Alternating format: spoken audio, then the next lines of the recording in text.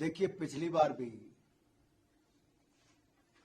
मैंने स्वयं व्यक्तिगत रूप से मिला, भारत सरकार की खेल सचिव मिली, हमारे अधिकारी मिले, मैं भी कई घंटों तक, एक दिन नहीं 2 दिन उनसे मिला, उनसे बातचीत करके कमेटी का गठन किया गया, फैक्ट फाइंडिंग कमेटी का, ओवरसाइट कमेटी का। उस कमेटी के सामने जितने लोगों को पेश होना था सबको अवसर दिया गया, और अवसर देने का मतलब यह कि जिसको जो भी बात रखनी थी वो रखी। जब ये कमेटी बनी, उस कमेटी में भी महिलाओं को ही ज्यादा तादाद में रखा गया, और इसलिए था कि महिलाओं के सामने महिला अपनी बात खुलकर कर सकती है, और सबको अवसर दिया गया।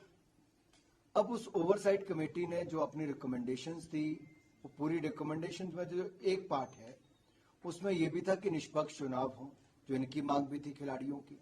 निष्पक्ष चुनाव कराने के लिए एक इंडियन ओलंपिक एसोसिएशन को हमने वो अधिकार दे दिया। पहले भी ऐसा ही होता था, इंडियन ओलंपिक एसोसिएशन करती थी। तो इंडियन ओलंपिक एसोसिएशन ने कल अपनी एक कमेटी भी गठित कर दी, अडॉक कमेटी। अब वो अडॉक कमेटी 45 दिन के अंदर चुनाव करवाएगी, नई संस्था को चुनेगी, एक रिटायर्ड जज उसके कराने के लिए नियुक्त किए जाएंगे। ये पूरी कमेटी, वहां पर सिलेक्शन हो, टूर्नामेंट का आयोजन हो, उसको लेकर निर्णय हो, और इंटरनल कंप्लेंट कमेटी जो होनी चाहिए ऑर्गेनाइजेशन में, जहां पर कोई भी खिलाड़ी हो, लड़का लड़की अपनी शिकायत दर्ज करा सकता है, उसका गठन भी करवा कर देगी। तो सारे कदम उसी दिशा में है, सारे कदम उसी दिशा में है, एक प्रक्रिया है।